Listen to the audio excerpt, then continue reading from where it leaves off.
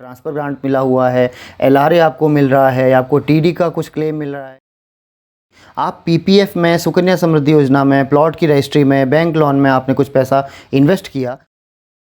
अब सेक्शन 10 में 1217 रुपये तो दे दिए, लेकिन ये पूरा का पूरा जोड़ के सेक्शन 10 बनता है, यानी लास्ट पेज में जिसमें लिखा रहता है कि किस साल का कितना एरियर आपको मिल रहा है।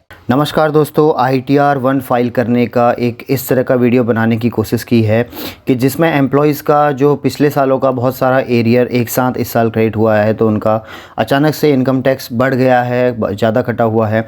साथ ही उनके कुछ अलाउंसेस रिवाइज़ हो गए थे, जैसे पिछले जो हार्डशिप अलाउंस या फिर CI अलाउंस होते थे वो अभी R1 H1 या फिर रिस्क अलाउंस के नाम से उनको क्रिएट होने लगे हैं। चलिए स्टार्ट करते हैं। गूगल पे कीवर्ड टाइप करेंगे www.incometax.gov.in। जैसे इसको एंटर करेंगे तो जो पहला पेज खुलता है वो इस तरह का पेज आपको दिखाई देगा। यहाँ पर हमने लॉगिन करना है, लेकिन मैं उससे पहले एक चीज़ बता दूं कि मैं लैपटॉप पे काम कर रहा हूं। अगर कोई मोबाइल से भी अपना ITR फाइल करना चाहे तो ऑल फीचर्स आर सेम, सिर्फ जो दिखने का इंटरफेस होता है वो थोड़ा सा चेंज हो जाता है। जैसे मैं आपको जूम इन करके दिखाऊंगा, मोबाइल में ये पेज आपका कुछ इस तरह का खुलेगा। फ़र्क सिर्फ ये हो जाएगा कि जो मुझे आइकन्स यहाँ पर ऊपर रिबन में इस तरह से दिखाई दे रहे हैं, आपको उन रिबन्स को खोलने के लिए ये 3 लाइंस पे क्लिक करना पड़ेगा।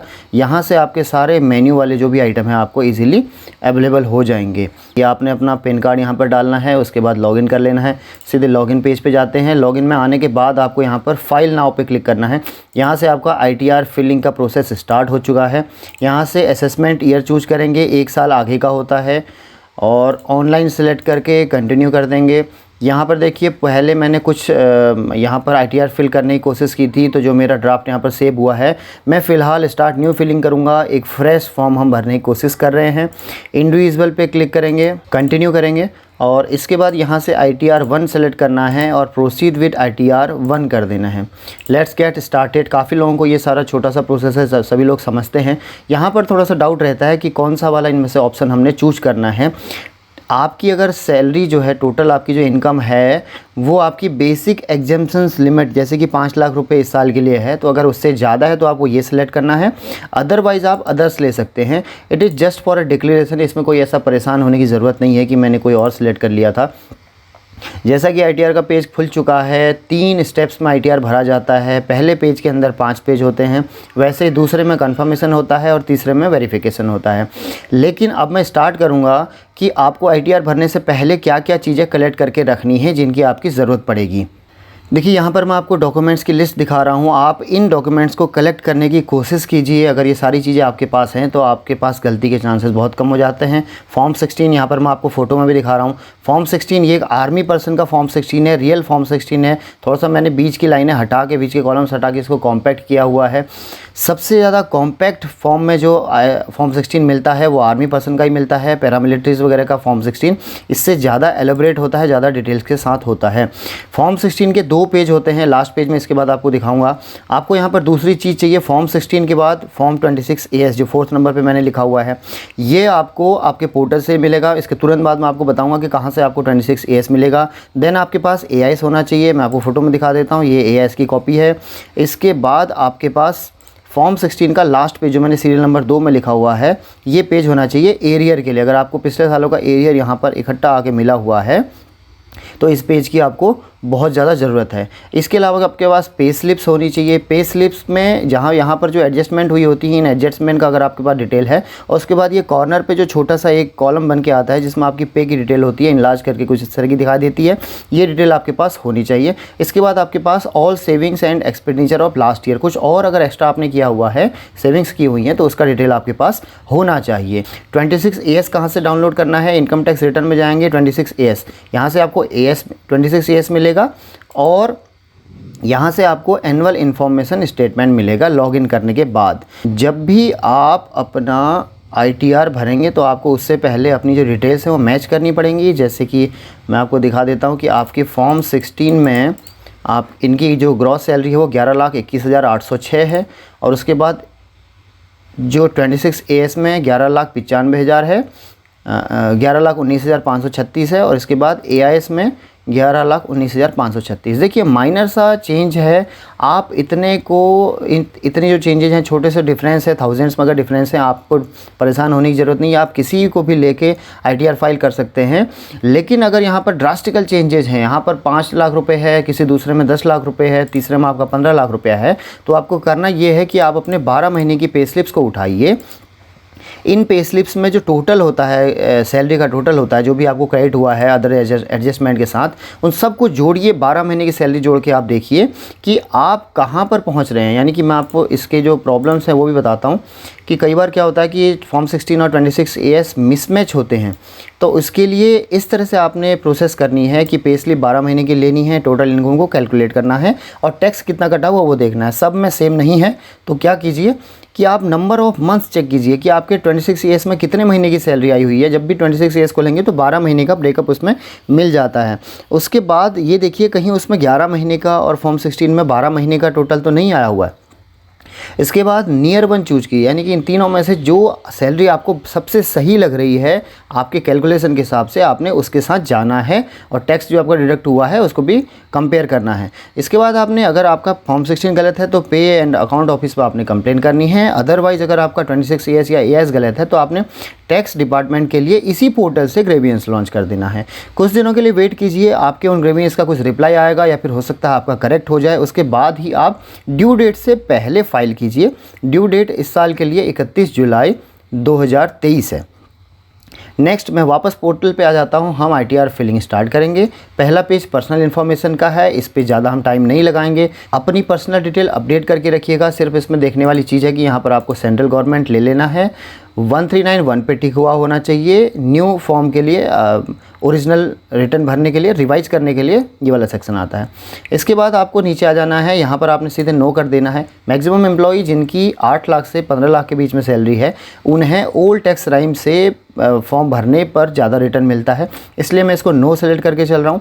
आप यस करके भी एक बार ट्राई कर लीजिए कि आपको किस पैटर्न में रिफ़ंड सबसे ज़्यादा मिलता है। यहाँ पर अपना बैंक अकाउंट नंबर चेक कर लेना है, वैलिडेटेड होना चाहिए। नहीं वैलिडेटेड तो यहाँ पर क्लिक करने के बाद ऑप्शन खुलेगा, यहाँ से आप एडिट करके वैलिडेट कर लीजिएगा। यहाँ पर रिफ़ंड के लिए नॉमिनेटेड होना ज़रूरी है, ये यहाँ पर ब्लू टिक होना ज़रूरी है, इस तरह से। इसके बाद हम इसको कंफर्म कर देंगे। पहला पेज हमारा पूरा हो चुका है। दूसरे पेज में आते हैं, ग्रॉस टोटल इनकम। तो देखिए सेकंड पेज से प्रॉब्लम्स स्टार्ट हो जाती हैं, लोगों के डाउट्स स्टार्ट हो जाते हैं। दरअसल यहाँ पर 10, 14 के कई सारे क्लॉज और भी अदर क्लॉजेस दिखाई देते हैं, तो लोग कन्फ्यूज़ रहते हैं कि हमको कहाँ पर क्या भरना है। इसके लिए मैंने बहुत अच्छा एक PPT बनाकर आपको समझाने की कोशिश की है। यहाँ पर आप देखिए मैंने उसी पेज का यहाँ पर स्क्रीनशॉट ले लिया है। अभी सबसे पहला जो सेक्शन आता है वो 10.14.1। इस क्वेश्चनरी में आपने यहाँ पर अमाउंट भरना है। अगर आप इसके लिए छूट लेना चाहते हैं तो यस करना है और यहाँ पर उसका अमाउंट डालना है। तो देखिए जैसा 10.14.1 आता है, उसमें uniform allowance, transfer grant, LRA, TD, आप कहीं पे गए हुए हैं, ट्रेनिंग आपका कुछ चल रहा है, हेल्पर अलाउंस, सारी चीज़ें आती हैं। तो इनके फॉर्म 16 से या फिर इनकी पे स्लिप से मैंने सारा डाटा उठाया हुआ है। अभी आगे मैं आपको बताता हुआ जाऊँगा कि ये सारी चीज़ें कहाँ से मिलती हैं।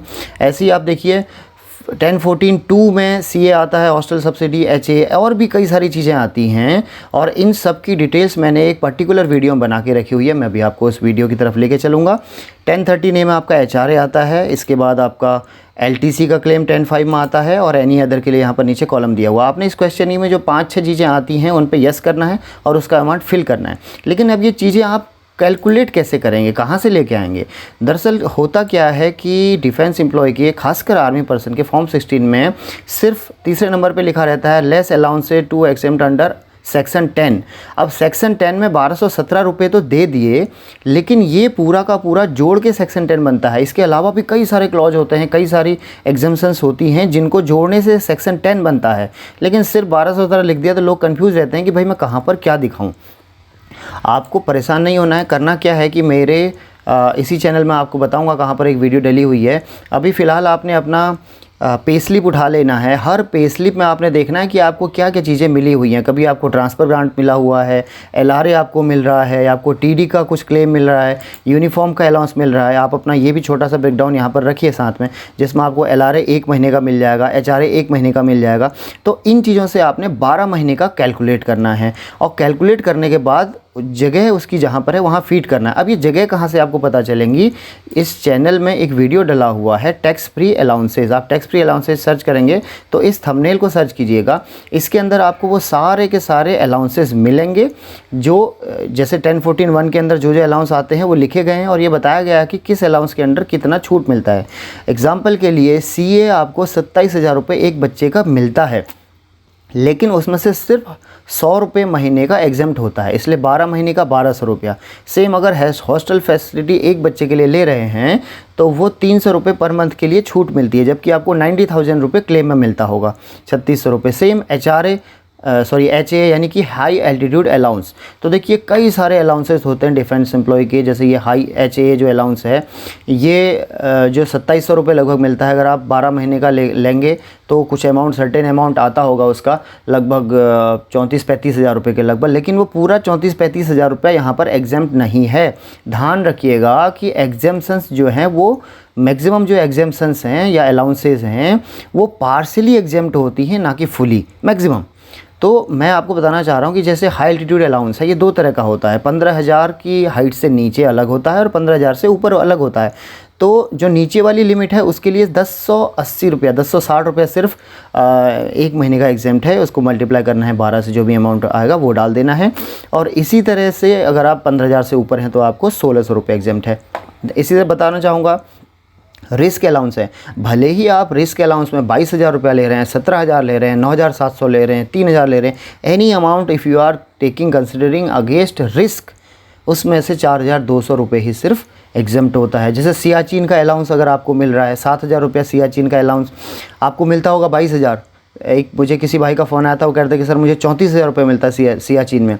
तो उस 34,000 का ब्रेकडाउन आपने खुद से फाइंड आउट करना है कि भाई 34,000 में क्या क्या मिल रहा है। 34,000 में हो सकता है 17,300 का आपको रिस्क लिखा हुआ और 17,300 को आपको R1H1 लिखा हुआ मिल रहा होगा। अब आपने देखना है कि R1H1 में भी क्या क्या चीज़ें इंक्लूड होती हैं, ये आपने पता करना है। आपने पे अकाउंट ऑफिस से पता कीजिए, अपने रिकॉर्ड ऑफिस से पता कीजिए, वो आपको बताएंगे कि इस अलाउंस में ये चीज़ें हैं।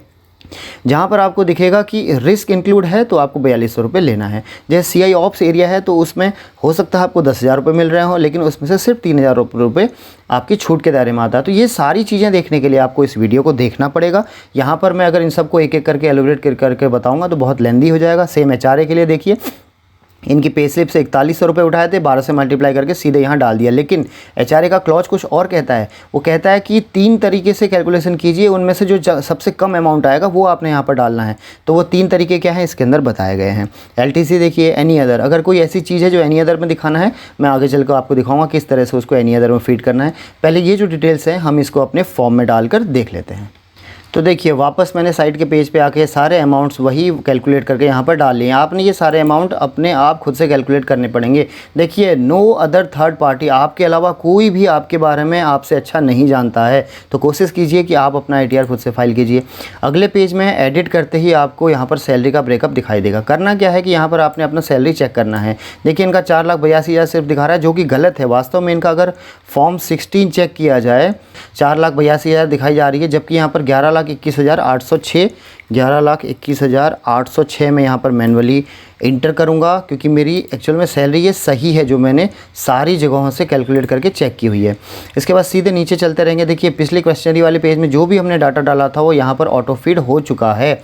सिर्फ ऐड अनदर मैं कर रहा हूँ क्योंकि एक जो मेरी लास्ट जो सेविंग्स थी जो मैं यहाँ पर नहीं डाल पाया था वो थी 55,000 रुपये की, और वो अगेंस्ट थी कि मेरा कुछ एडजस्टमेंट आया हुआ था। मैं एग्जांपल भी लेके चल रहा हूँ कि मेरा कुछ एडजस्टमेंट आया था जो फॉर्म 16 में पे स्लिप में मुझे मिल रहा है, लेकिन किस कॉलम में डालना है। जैसे यहाँ पर बहुत सारे कॉलम बने हुए हैं, कोई नया कॉलम ऐड करना है। जैसे आपको लीव इनकेसमेंट मिला हुआ है, यहाँ पर टिक करके आप उसके अगेंस्ट यहाँ सामने में आपको पैसा डाल सकते हैं, लेकिन मुझे कोई कॉलम मिल ही नहीं रहा है। तो मैं क्या करूँगा, एनी अदर में जाऊँगा, यहाँ पर डिस्क्रिप्शन में लिख दूँगा एज़ पर पे स्लिप, क्योंकि मेरे पास उस चीज़ का प्रूफ है, लेकिन वो सेक्शन 10 के अंडर ही होनी चाहिए। यहाँ पर मुझे 55,000 रुपये इसके अगेंस्ट मिले हुए हैं और जो छूट के दायरे में आते हैं, तो मैं उसको यहाँ पर दिखा सकता हूँ। इतनी लीवेज यहाँ पर दी जाती है। इसके बाद नीचे सेव कर देंगे। अगला पेज आ जाता है हमारे पास।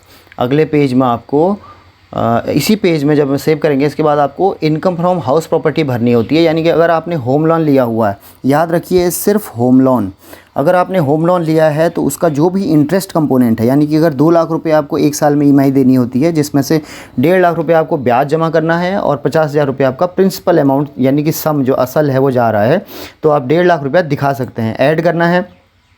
3 तरह की के ऑप्शन आते हैं। आप अगर अपने मकान के लिए होम लोन लिया, मकान बनाया, खुद रह रहे हैं, इसको सिलेक्ट करना है। अगर आपने मकान बनाया किराए में दे दिया है तो आपको किराया भी देना है और उसमें किराए का डिटेल्स भी फिट करना है कि कितना किराया आपको वहाँ से आता है और कितना लोन का इंटरेस्ट जाता है। डीम्ड लेट आउट, आपके पिताजी का, माता पिता का मकान है और आप उसमें रह रहे हैं लेकिन उनको रेंट पे कर रहे हैं, तो आपको ये सिलेक्ट करना है। देखिए इस केस में मैं यहाँ नहीं जाऊँगा क्योंकि इनकम फ्रॉम हाउस प्रॉपर्टी थोड़ा सा लंबा हो जाता है, मैं इसको नहीं लूँगा और इसकी ज़रूरत भी नहीं है। बहुत कम लोग ही होम लोन वाले होते हैं, अगर जो होते हैं तो इजीली भर सकते हैं। इनकम फ्रॉम अदर सोर्सेज बहुत ज़रूरी चीज़ है। जब भी आप 26 AS उठाएंगे तो 26 AS के अगले पेज में देखिए, ये 26 AS का पहला पेज है, इससे आप नीचे नीचे जाएंगे तो यहाँ पर आपको दिखाई देगा कि कहीं किसी अदर इनकम से आपको पैसा तो नहीं आ रहा है, या फिर इस AIS में आपको दिखाई देगा कि किसी और इनकम से आपको पैसा तो नहीं आ रहा है।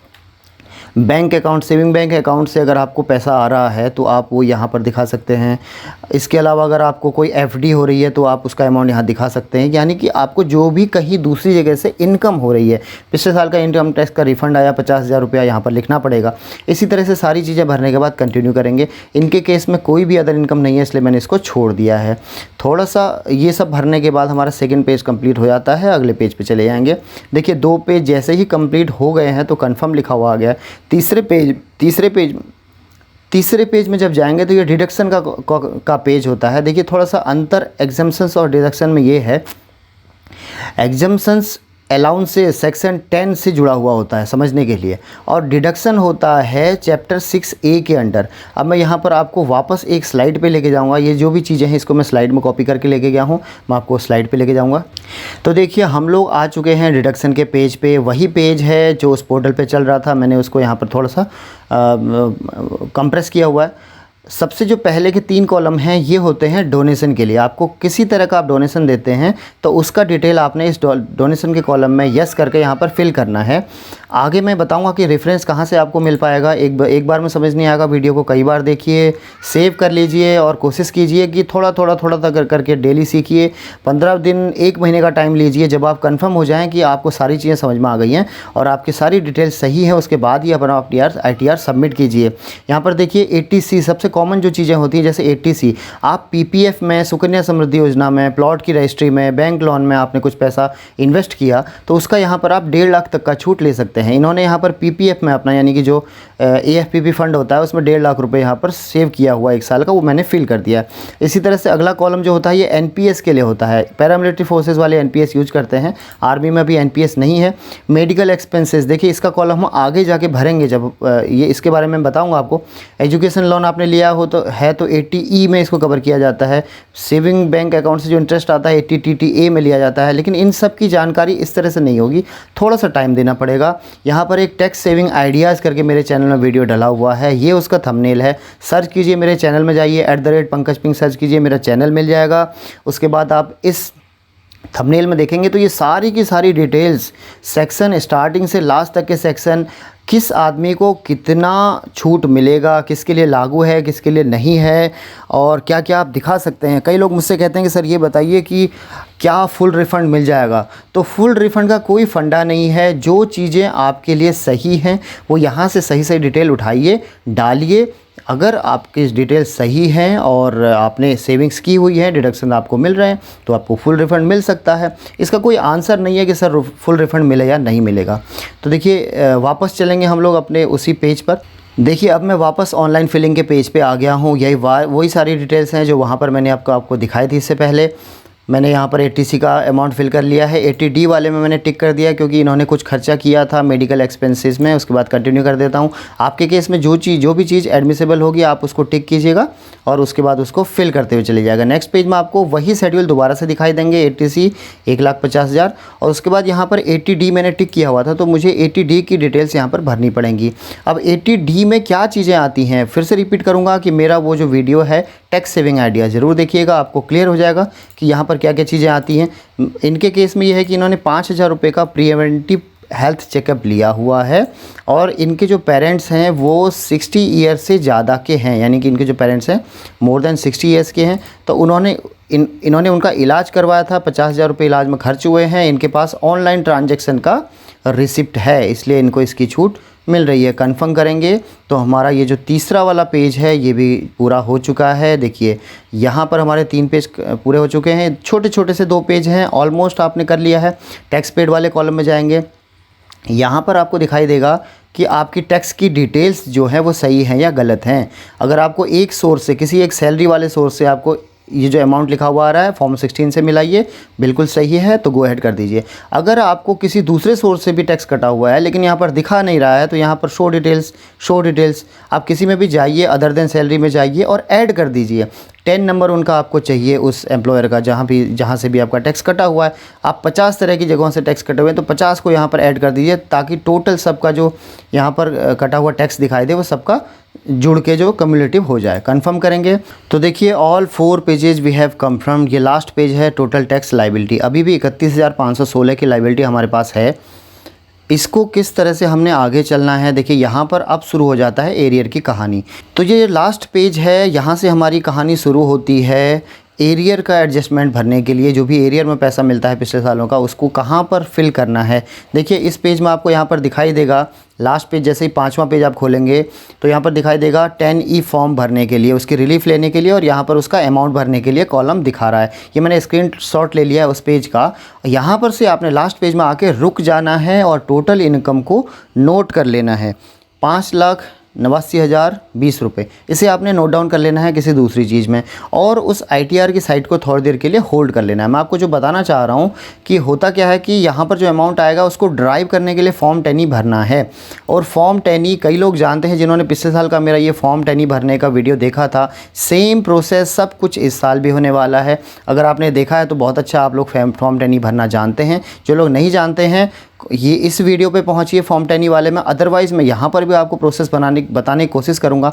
हो सकता है कि यहाँ पर टाइम की कमी की वजह से मैं थोड़ा सा फास्ट चलूँ। आपको इसमें बहुत डिटेल में वीडियो मिलेगी। इसी चैनल में टैक्स सेविंग आइडियाज़ नहीं, गलती से लिख दिया है। इसको आपने सर्च करना है फॉर्म 10E लिख के सर्च करेंगे या फिर मेरे चैनल में जाके वीडियो चेक करेंगे तो आपको वीडियो ज़रूर मिलेगा। यहाँ पर एक बहुत ही कॉमन सवाल को डिस्कस करना बहुत ज़रूरी है। कई सारे लोगों ने मुझे मैसेज करके पूछा है कि सर जो हमारा अलाउंसेस इंक्रीज हुआ जिसकी वजह से हमें कुछ एडिशनल अमाउंट मिलना था, लेकिन हुआ ये कि पहले उनका अमाउंट पूरा का पूरा माइनस कर लिया गया, देन आफ्टर उनको बढ़ा हुआ अलाउंस जो है वो एकदम से क्रेडिट किया गया, जिसकी वजह से उनके दोबारा से उनको टैक्स पे करना पड़ा नए वाले अलाउंस, बढ़े हुए अलाउंस में। यानी कि मैं एक एग्जांपल लेके चलता हूँ कि अगर आपको जो भी अलाउंस पहले से मिलते चले आ रहे थे उसका टोटल अमाउंट 3 लाख रुपया था, लेकिन सडनली वो जो अलाउंस 2019 के बाद से रिवाइज़ हुए तो आपका पहले वो 3 लाख रुपया पूरा का पूरा माइनस कर लिया गया और फिर से आपको फ्रेश रेट से 5 लाख रुपया आपको दे दिया गया। तो इसका जो सॉल्यूशन है वो ये है कि पहले तो ये चेक करना ज़रूरी है कि क्या आपको पूरे के पूरे 5 लाख पे दोबारा से टैक्स पड़ा हुआ है जबकि आपका 3 लाख रुपया पहले से टैक्सेबल था। तो इसको चेक करने का तरीका ये है कि आप अपनी पे स्लिप में देखिए कि उस महीने में जब आपका ये अमाउंट क्रेडिट हुआ है या 2-3 महीनों में क्रेडिट हुआ है तो आपकी जो सैलरी बनी है वो दोनों के डिफरेंस से बनी हुई है। यानी कि 5 lakh minus 3 lakh is equal to 2 lakh. आपकी सैलरी 2 लाख रुपए बढ़ी है या फिर पूरे के पूरे 5 लाख आपकी सैलरी बढ़ी हुई है। अगर सिर्फ 2 लाख का डिफरेंस है इसका मतलब कि सिर्फ गवर्नमेंट ने आपको डिफरेंस पे किया हुआ है और उसी डिफरेंस में आपसे टैक्स लिया है। दूसरा सवाल ये है कि जो ये अलाउंसेस हैं इनमें से भी कुछ कंपोनेंट हमारा टैक्स फ्री होना चाहिए था। तो इसका जवाब ये है कि अलाउंस जो पहले था वही अलाउंस अब भी है, जो एग्जम्पशंस पहले थी वही अब भी है। फॉर एग्जांपल रिस्क अलाउंस पहले 10,000 था, अभी 18,000 हो गया। तो पहले उसमें से 4200 रुपये एग्जाम था तो अब भी उसमें से 42 रुपये एग्जाम है। तो ये एग्जाम्पशंस आप अपने पिछले सालों के ITR में ले चुके हैं और अगर आपने नहीं लिया है तो वो आपकी गलती थी, वो ITR भरने वाले की कमियां थी। तो अब आप इस अमाउंट को एग्जाम्पशंस के कॉलम में नहीं दिखा सकते हैं, ये अलाउंस आपके एरियर के कॉलम में जाएंगे पूरे के पूरे। अब एक और बात बताना चाहूँगा कि आज इस वीडियो में मैं फॉर्म 10E भी फिल करके दिखाऊंगा कि किस तरह से आपने इस एरियर को एडजस्ट करना है। लेकिन कंडीशन ये है कि ये जो एग्ज़ाम्पल मेरे पास आया हुआ है इसमें इनका पिछले 2 सालों में बहुत ज़्यादा अमाउंट में एरियर निकल के आया, यानी कि 1,70,000 के आसपास इनका पिछले 2 सालों में 1,70,000 2021 में और 1,70,000 2022 वाले में इनका जो है एरियर बन के आया है। तो अगर ये 1,70 का अमाउंट मैं पिछले सालों में भेजता हूँ तो इनके पिछले साल की जो सैलरी थी उसमें 1.7 लाख रुपीज़ का इंक्रीज होता है और उसकी वजह से इनको एक अच्छा खासा अमाउंट पिछले सालों में पे करना पड़ेगा। तो ये तो कैलकुलेशन के बाद पता चलेगा कि फॉर्म 10E भरने के बाद इनका जो रिफ़ंड है वो बढ़ता है या और भी कम हो जाता है। तो इससे एक और हमें चीज़ पता चलेगी कि फॉर्म 10E भरने का कभी कभी नुकसान भी हो सकता है। दूसरे तरीके से समझाने का ये एक तरीका है। इसके अलावा मेरा एक दूसरा पहले से एक वीडियो अवेलेबल है इंटरनेट पे जिसमें मैंने पॉजिटिव फॉर्म 10E वाला एग्जांपल दिया हुआ है। आगे चल के इस वीडियो में बात करेंगे। ये अमाउंट नोट करके रख लेना है जो टोटल इनकम लास्ट पेज में आया हुआ है। तो यहाँ पर आपको कैलकुलेशंस अच्छे से समझाने के लिए मैंने एक्सेल में कुछ लाइंस ड्रॉ की हुई हैं। मैं शुरू से बताता हूँ कि किस तरह से ये चीज़ें हो चुकी हैं। फॉर्म 10E का कैलकुलेशन स्टार्ट करेंगे। आपको फिनेंशियल ईयर और असेसमेंट ईयर एक साइड पे कॉलम पे लिख लेना है। मैंने 2017 से आपका शुरू किया हुआ, हो सकता है आपका उससे पहले का हो या फिर आपका 2020 से 21 से 22 तक का हो रहा हो। ये फिनेंशियल ईयर होता है, ये उससे एक साल आगे का असेसमेंट ईयर लिखा जाता है। नेक्स्ट आपने क्या करना है कि आपका जो इनकम टैक्स की साइट है उसमें आपने, मैं एक बार दिखा देता हूँ कि कहाँ से ये चीज़ डिटेल मिलती हैं। जब भी आप इनकम टैक्स की साइट में ई फाइल में जाते हैं इनकम टैक्स रिटर्न, तो यहाँ पर आपको व्यू फाइल रिटर्न्स दिखाई देगा। इस पर आप क्लिक करेंगे तो आपको पिछले सालों के जो भी आपने ITR फाइल किए हुए हैं वो इस तरह से आपको एक्नॉलेजमेंट रिसिप्ट उनकी मिलेगी। वो रिसिप्ट आपने डाउनलोड करनी है। उसमें देखना है कि ये जो फॉर्म है ये 2021-22 फाइनेंशियल ईयर का है। इनका जो टोटल यहाँ पर टैक्सेबल इनकम थी वो 4,03,510 रुपये मैंने यहाँ पर डाल दिया है। और लास्ट में देखिए इनका जो टैक्स पेबल था वो 0 था, तो मैंने यहाँ पर 0 डाल दिया है। यानी कि ये टैक्सेबल इनकम उस साल की और ये टैक्स जो कटा हुआ है, ये दो चीज़ें आपने एवरी ईयर की यहाँ पर डाल देनी है। इसके बाद आगे चलते रहेंगे, धीरे धीरे आपको समझ में आएगा। 2-3 बार देखिएगा, ज़रूर समझ में आएगा। यहाँ पर देखिएगा कि कॉलम 3 मेरा पूरा ये 3 और 4 फिल हो चुके हैं। मैंने हर साल की डाउनलोड करके फिल कर दी है।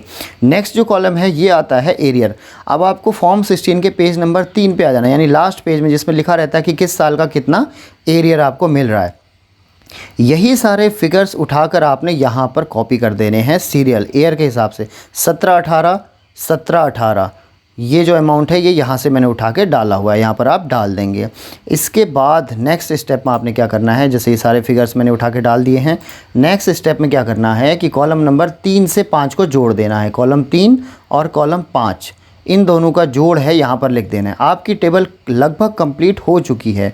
वैसे देखने से बहुत टिपिकल लगती है लेकिन ऐसे समझने से बहुत आसान हो जाती है। इसके बाद आपने क्या करना है कि जो लास्ट वाला ईयर है 2022-23 वाला, जो अभी जिसका आप ITR फाइल कर रहे हैं, मैंने रेड कलर से इसलिए दिखाया हुआ है, थोड़ा सा ये इसमें चेंज रहता है। यहाँ पर आपकी जो टैक्सेबल सैलरी है, मैंने आपसे कहा था कि पेंसिल से नोट डाउन कर लीजिए कि आपकी टैक्सेबल सैलरी कितनी है।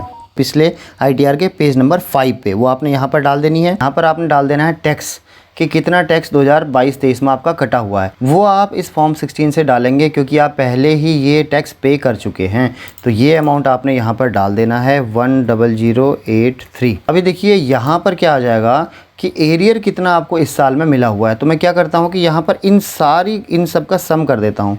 मैं सम कर देता हूँ ये जितनी भी ऊपर की जो एरियर 5 साल का मुझे मिला हुआ है, मैं इनको जोड़ के यहाँ पर लिख देता हूँ। ये मेरा टोटल एरियर है जो मुझे इतने सालों का जोड़ के अभी आके मिला हुआ है 4,70,000 रुपये का। और यहाँ पर सेम वही कहानी हो जाएगी, is equal to sum of column number 3 और प्लस कॉलम नंबर 5। ये हो गया हमारा टेबल कंप्लीट। अब इसी टेबल को मैं सेव कर लेता हूँ। इसी टेबल से हमने फॉर्म 10E भरना है। लेकिन अब फॉर्म 10E भरना कहाँ से है, अगर आपको और डिटेल में समझना है तो मैंने आपको जो वीडियो बताई थी आप उस वीडियो में ज़रूर जाइएगा। आपको फॉर्म 10E यहाँ पर इसको छोड़ देना है। इसी में आपने ई फाइल में जाना है, इनकम टैक्स फॉर्म्स में जाना है। फाइल इनकम टैक्स फॉर्म्स में जाएंगे, ये जो पेज खुलता है इसमें यहाँ पर एक ड्राफ्ट रखा हुआ है, पहले से ट्राई किया हुआ है, इसको ज़रूरत नहीं है। मैं नया ड्राफ्ट लूँगा। बीच वाले में आएंगे पर्सन विदाउट बिजनेस वाले पे क्लिक करेंगे, फॉर्म 10E पे क्लिक करेंगे, फाइल नाउ। यहाँ पर देखिए असेसमेंट ईयर सेलेक्ट करेंगे 23-24 और कंटिन्यू कर देंगे। आपकी पर्सनल इन्फॉर्मेशन यहाँ पर अपडेट हो चुकी हैं। आपने अगर आपकी हाँ, एक चीज़ और पूछता है कि आप ये फॉर्म क्यों भर रहे हैं। एरियर सैलरी, हमें सैलरी का एरियर मिला हुआ है, उसके लिए हम भर रहे हैं। पर्सनल इन्फॉर्मेशन भर गया है, अगर खोल के देखिएगा मिसमैच है तो सही कर लीजिए। एरियर का जो पेज है यही सबसे इम्पोर्टेंट होता है, इसमें कुछ पहले से डाटा फीड आ रहा है, मैं इसको हटा देता हूँ। मैं कैलकुलेट करके बताऊंगा आपको कि हमने करना कैसे, भरना कैसे। देखिए, सबसे पहले हम आ जाएंगे सीरियल नंबर 6 में। सीरियल नंबर 1 से हमने कुछ भी नहीं भरना है, अगर कुछ डाटा दिख भी रहा है तो छोड़ दीजिए। सीरियल नंबर 6 पे मैं आऊँगा, इसमें मैं यहाँ पर ऐड टेबल करूँगा। सबसे पहले मुझे ये टेबल फिल करनी है। टेबल फिल करने के लिए मैंने जो एक्सेल की शीट बना रखी है इसकी मैं हेल्प लूँगा। मैं थोड़ा सा इसको विंडो को छोटा करके आपको दिखाता हूँ। ये जो हमने शीट बना के रखी है, आपने इसमें से डाटा उठा के सिर्फ यहाँ पर फीड कर देना है। देखिए, सबसे पहले 17-18 फाइनेंशियल ईयर यहाँ पर ले लेना है। यहाँ पर आपने डाल देना है रिलेवेंट प्रीवियस ईयर की इनकम, यानी कि ये उसकी इनकम थी 470260 470260। मैं एक लाइन भरूँगा, उसके बाद बाकी को मैं स्किप करूँगा। यहाँ पर आपने डाल जितना एरियर आपको मिला हुआ है, ये है एरियर 14,730 रुपये, 14,730 रुपये एरियर। आप कॉलम नंबर सिर्फ याद कर लीजिएगा। कॉलम नंबर 3 यहाँ पर डालना है, कॉलम नंबर 5 यहाँ पर डालना है। उसके बाद ये जो सम होके आ रहा है, ये हमारी टेबल में भी ऑटोमेटिकली सम होके आ रखा है। ये कह रहा है कि आपने टैक्स जो पे किया है वो यहाँ पर आप लिख दीजिए। जो पे किया हुआ है, पे किया हुआ टैक्स है 11,343, 11,343। बस सिर्फ यही आपने फिल करना है। अभी क्या होता है कि यहाँ पर खुद से ये कैलकुलेट करके ले गया है कि आपको 11 नहीं, इस साल में 12,102 देना है, यानी कि 1,000 रुपये लगभग आपने और एक्स्ट्रा देने हैं। यहाँ पर आपने यही जो कैलकुलेट हुआ है इसको कॉपी भी कर सकते हैं, या फिर आपको लग रहा है कि ये सिस्टम गलत कैलकुलेट कर रहा है तो आप खुद से उस साल का कैलकुलेट करके यहाँ पर लिख सकते हैं। तो ये आपने ऐड कर दिया है। एक रो यहाँ पर ऐड हो चुकी है, ये थोड़ा सा मैंने इसका व्यू चेंज किया हुआ है। एक रो यहाँ पर ऐड हो चुकी है, ये रो ऐड हो चुकी है, डिटेल्स इसमें आ चुकी हैं। इसी तरह से आपने ऐड डिटेल करना है और दूसरे साल का 18-19, 19-20, 20-21, 21-22 ऐसे करके आपने सारे के सारे डिटेल्स यहाँ पर भर लेने हैं। मैं इस डिटेल को जल्दी से भर लेता हूँ। देखिए, मैंने डिटेल सारी यहाँ पर फिल कर दी हैं। अभी वापस ऊपर आएंगे, यहाँ पर आपने अमाउंट लिखना है total taxable income excluding arrear. आपने एरियर को हटा के जो आपका एरियर टोटल बनता है, ये इन सब का सम जो बन रहा है 4,70,000, इसको हटा के आपने सैलरी लिखनी है। कौन सी सैलरी लिखनी है? जो आपकी ये 5th पेज पे जो सैलरी ड्राइव होके आई थी।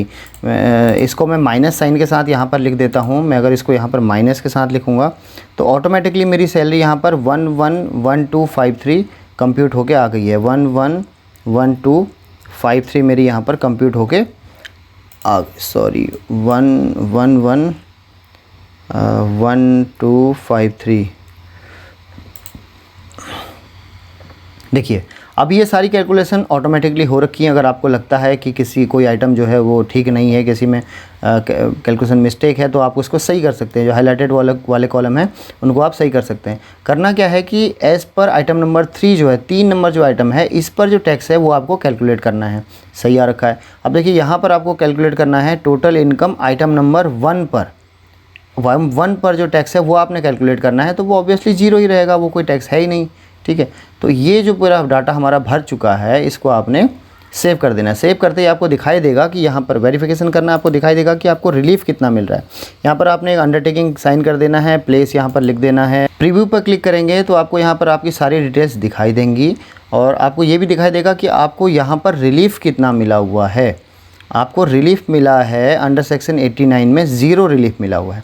इसका रीज़न क्या है कि आप जो ये पैसा वापस लेके गए हैं, पिछले सालों में लेके गए हैं 1,72,000, 1,79,000, इन्होंने आपके पिछले साल की सैलरी को एकदम बढ़ा दिया है और आप उन सालों में टैक्स के दायरे में वापस आ चुके हैं। तो टैनी भरने का जो तरीका है वो यही है, लेकिन आपको रिवर्स कैलकुलेशन मैंने ये करके दिखाया है। कई लोग सोचते हैं कि हमेशा टैनी भरने से हमको बेनिफिट हो जाएगा, फ़ायदा हो जाएगा। ऐसा नहीं है। देखिए, आप पिछले 2 सालों में 2021 और 22 में पहले 0 टैक्स भर रहे थे, पहले आप 0 भर रहे थे, लेकिन जैसे ही आपने अपने पैसे को वापस भेजा तो यहाँ पर आपको 27,000 रुपये लास्ट ईयर में टैक्स देना है और 30,000 रुपये उससे पिछले साल में टैक्स देना है। तो ये 2 टैक्स जो मिला के हैं, ये आपकी जो 59,000 जो भी बन रहा है, जो टोटल बन रहा है 59,000 का आपने टैक्स पे करना है। और आपको जो इनकम टैक्स रिटर्न फाइल कर रहे थे उस पेज में लास्ट में जो लाइबिलिटी बच रही थी वो सिर्फ 31,000 रुपये थे, यानी कि 420 रुपये में से आपको सिर्फ 31,000 रुपये पे करने थे। अब अगर आप अपने इस पैसे को पीछे भेज रहे हैं तो आपको इतना अमाउंट पे करना है। अब यहाँ पर समझदारी की बात है, मैं इस पे कोई कमेंट नहीं करना चाहूँगा कि इसमें से कौन सा सही है और कौन सा गलत है, ये सब आप अपने विवेक से समझ सकते हैं। प्रोसीड टू ई-वेरीफाई, देखिए उस वीडियो को ज़रूर देखिएगा, उसमें आपको यहाँ पर पॉजिटिव रिस्पांस मिलेगा। जो मैंने वो वाला वीडियो डाला है उसको देखेंगे तो आपको दिखेगा कि यहाँ पर आपको कुछ रिलीफ मिल रहा होगा। तो ये फॉर्म 10 भरने का प्रोसेस जल्दी जल्दी बताया मैंने। प्रोसीड टू ई-वेरीफाई प्रोसेस में यहाँ पर स्किप करूँगा क्योंकि काफ़ी टाइम इस चीज़ में लग जा रहा है मेरा और वीडियो बहुत ज़्यादा लेंदी हो जा रही है। मैं वापस डैशबोर्ड में आऊँगा, फिर से फाइल नाउ करेंगे। जो प्रोसेस हमने पहले किया हुआ था वही दोबारा करेंगे, लेकिन अब की बार हम रिज्यूम फिलिंग करेंगे। पहले जो हमने छोड़ा हुआ था ITR उसको रिज्यूम करेंगे और सीधे लास्ट पेज पे चले जाएंगे। इस लास्ट पेज में मैं आपको दिखाना चाह रहा था कि जो 10 भरने से हमको रिलीफ मिलता है वो हमने यहाँ पर फीड कर देना है, लेकिन हमारे केस में 10 का कोई रिलीफ नहीं है, 0 कर देना है, बल्कि हमारा रिलीफ माइनस में है देखा जाए तो। पहले हमें 31,516 रुपये देने थे, अब हमने 59,000 देना है, तो यहाँ पर माइनस का फिगर हमको डालना पड़ेगा। उससे क्या होगा कि हमारी टैक्स लायबिलिटीज़ बढ़ जाएंगी। चलिए, it is all up to you अगर आप यहाँ पर जो भी अमाउंट डालेंगे, लेकिन फॉर्म 10 को पहले सबमिट करना है, ई-वेरीफाई करना है। हमेशा ध्यान रखिएगा, फॉर्म 10 को सबमिट करना है, ई-वेरीफाई करना है, उसके बाद ही आपने उस अमाउंट को यहाँ पर डालना है और उसके बाद यहाँ पर कंफर्म करना है। फ़िलहाल के लिए मैंने वहाँ पर 0 अमाउंट डाला हुआ है। मेरे सारे के सारे पेज भर गए। इसके बाद प्रोसीड करना है। देखिए कई सारे लोगों को प्रोसीड करने के बाद प्रॉब्लम आती हैं, कुछ एरर्स दिखाता है। यहाँ पर हमें रिफ़ंड दिखाई दे रहा है 68,970 रुपये का। देखिए यहाँ पे प्रीव्यू करेंगे रिटर्न को अपने, यहाँ पर हम इसका डिक्लेरेशन वगैरह देंगे और उसके बाद डिक्लेरेशन के बाद यहाँ पर प्रोसीड टू प्रीव्यू करेंगे। वीडियो काफ़ी लंबा हो गया है, कई सारे डाउट्स आपके मन में अभी भी आ रहे हैं। मैं समझता हूँ जब भी हम कोशिश करते हैं तो कई सारे डाउट्स होते हैं। इस वीडियो में भी अगर आपकी कुछ क्वेरीज छूट गई हो, कुछ समझ में ना आया हो, तो आप मेरे व्हाट्सअप नंबर पर मुझे मैसेज कर सकते हैं, कॉल कर सकते हैं। 24/7 I am here to help you. मेरा वीडियो बनाने का मकसद यही रहता है कि defence employ, even not only defence बल्कि अदर एम्प्लॉयज़ भी मेरी वीडियो से कुछ ना कुछ सीखें, कुछ ना कुछ उनको बेनिफिट हो।